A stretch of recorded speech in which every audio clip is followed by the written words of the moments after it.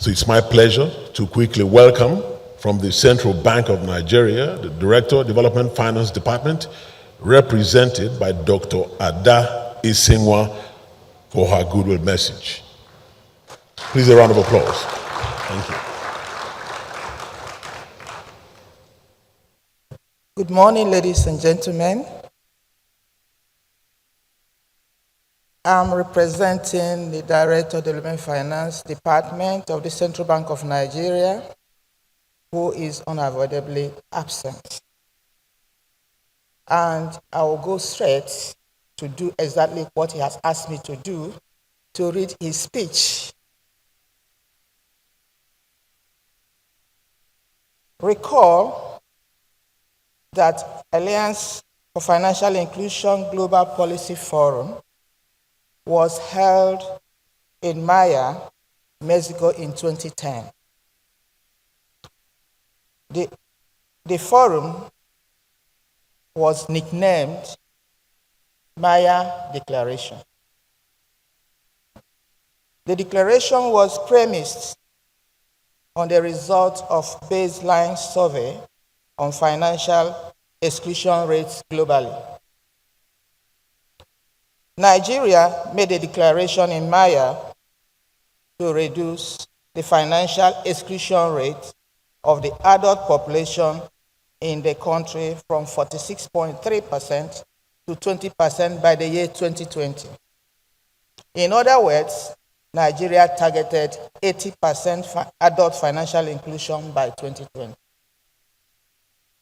Financial inclusion in the Nigerian context is defined as the situation where adult Nigerians have easy access to a broad range of financial services that meet their needs at an affordable cost. Broad range of financial services include payments, savings, credits, insurance, and pension using various financial infrastructure. Nigeria, to operationalize the Maya Declaration, took various steps. 1. Nigeria established the Nigerian Financial Inclusion Secretariat, which is responsible for coordinating stakeholders' activities on financial inclusion through gathering and analyzing data that provide information on progress towards the targets set already. The launching of the Nigerian Financial Inclusion Strategy on October 23, 2012, as the roadmap for reducing adult financial exclusion in Nigeria was the second step. Third, in 2017, the Nigerian Financial Inclusion Strategy was reviewed to accommodate emerging issues. Then the first step, in January 2019, the revised Nigerian Financial Inclusion Strategy 2.0 was launched with implementation focus on the priority areas of women, youth, rural areas, northern Nigeria, and micro, small, and medium enterprises. What is the situation now? The above 1.4 efforts mentioned resulted to Nigeria's financial inclusion headline figure of 64.1% as at today.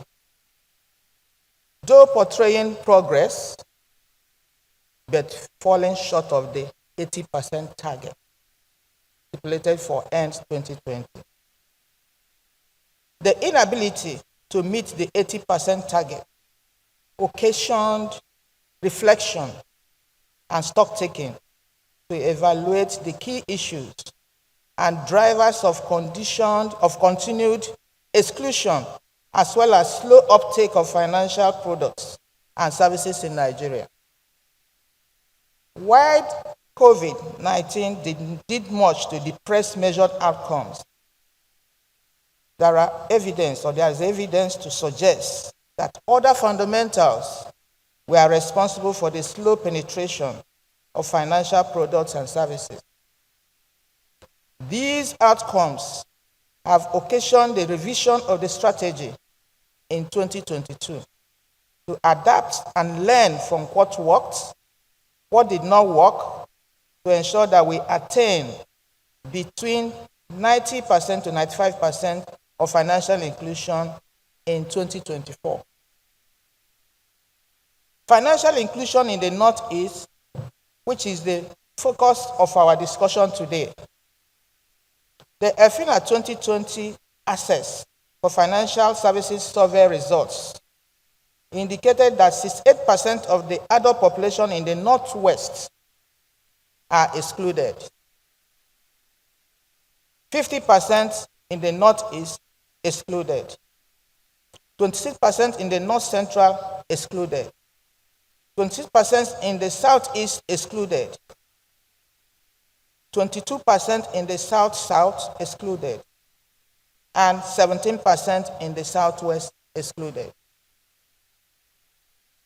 These figures highlight the acute disparities in growth of financial services across regions and geopolitical zones in Nigeria. The Northeast is therefore a priority area of financial inclusion implementation based on the results above or mentioned. More so, the EFINA results also outline other key issues which also affect the entire target demographics across Nigeria. And these key constraints also apply to the Northeast. Specifically, they are outlined as follows. 1. Financial exclusion is correlated to social exclusion, poverty, and inequality. 2. Lack of access points closer to home is a factor of exclusion. 3. Lack of loss of income and dependency contribute to financial exclusion. 4. Identity is a key factor fostering financial exclusion. 5. Financial exclusion has a gender dimension in Nigeria, especially in the Northeast. 6. Rural population continue to lag behind in access to financial services. 7. Financial exclusion incidence is more acute in the youth population.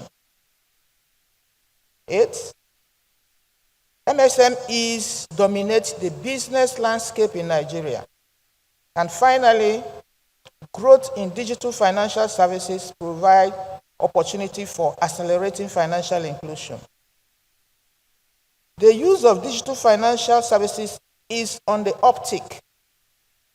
About 89% of adults surveyed in the EFINA survey have access to own a mobile phone, while 81% own a mobile phone outrightly, and 46% have access or have accessed a digital stored value account, whereas 45% have active digital stored value accounts, and 28% are acute digital financial services users. In addition, 100% of the adults surveyed have experienced one or more types of transfer of value in the past 12 months, ranging from payments and income to remittances. This evidence base provides a compelling value proposition to accelerate the provision of digital financial products and services across the financial landscape of Nigeria to cater for emerging and increasing sophistication of the consumer base. The question of today: do disruptive technologies hold the promise? Technology has been known to be an enabler. It has transformed the global 21st century, and almost anything today is influenced by technology. Financial inclusion is not an exception. A technology is said to be disruptive if it has the potential to upstage an existing technology, platform, tool, or processes. Its disruptiveness lies in its potential to transcend the barriers inherent in existing systems and to deliver value at very low and affordable cost, yet at the quality that equals or supersedes existing systems. Today's potentially disruptive financial technologies in Nigeria is envisaged to come from the fintech space. There are a lot of developments in the fintech domain that offer promise for financial inclusion, both at product and platform levels, as follows. 1. Some fintech products provide credit and services solution with seamless deployment and management to build a credit profile for low-end segments of the financial services ecosystem, while meeting a credit and savings need with an agility unrivaled by the formal financial services space. 2. The fintech solutions could provide intermediation and facilitate peer-to-peer financial interactions at a speed unequaled by the formal segment and at a cost unmatched by formal providers. 3. Fintech products and platforms offer a light footprint, easy setup, low cost, and agility requisites for reaching hard-to-reach segments, especially on mobile platforms. 4. Other financial products and services like insurance, pensions, and capital market could find niche propositions existing on technology platforms to reach the Northeast. The characteristics of the excluded segments in the Northeast makes technology an attractive proposition. The terrain has sometimes difficult topography. Population centers could be far-flung from each other. Internally displaced people are on the increase. Financial services infrastructure are porous and sometimes in state of disuse due to insurgents and vandalism. Technology, therefore, holds the promise for closing the gaps inherent in the absence of traditional brick and mortar propositions. Solutions deployed on mobile phones in the Northeast would offer better incentives, given the long-standing mobility problems in the area since the advent of Boko Haram. In conclusion, therefore, the Northeast will provide very fertile ground for fully teasing out the potentials of disruptive technologies for enabling financial inclusion. All the conditions, socioeconomic, political, and otherwise, point to disruptive technologies as the solution to access the financial services in the Northeast. With the near absence of traditional financial services, given the prevailing geopolitical conditions, technologies hold out a promise for fulfilling the financial inclusion objectives of the seeing all Northeast bankable adult population accessing and benefiting from the financial products and services. That is exactly what I've come to do. I've read the speech given to me. Thank you very much.